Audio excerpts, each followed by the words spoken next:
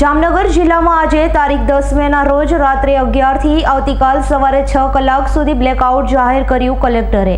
પ્રકાશ ફેલાતા ઉપકરણોનો ઉપયોગ ટાળવા જિલ્લા કલેક્ટરની નાગરિકોને અપીલ કરાઈ હતી। લોકોએ સંપૂર્ણ બંધ પાળીને બ્લેકઆઉટમાં જોડાયા હતા।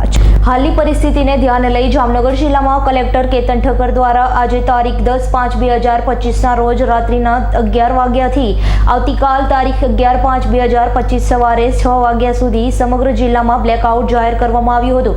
આ સમય દરમિયાન સમગ્ર જિલ્લામાં તમામ લોકોએ વીજ ઉપકરણો સંપૂર્ણપણે બંધ રાખવા તથા જે રહેણાંક વિસ્તારો, ઔદ્યોગિક એકમો સહિત એવી તમામ બિલ્ડિંગો જેમાં જનરેટર, ઇન્વર્ટર જેવા ઉપકરણોને પ્રકાશિત ફેલાવતા હોય છે તેવા ઉપકરણો પણ ઉપયોગ ન કરવો તે અંગે કલેક્ટર કેતન ઠક્કર દ્વારા અપીલ કરવામાં આવી હતી।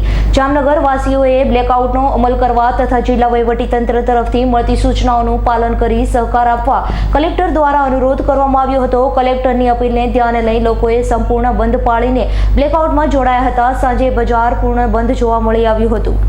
Bureau report S9 news Jamnagar. અમારી તમામ માહિતીથી અપડેટ રહેવા માટે જોડાયેલા રહો S9 ન્યૂઝ સાથે।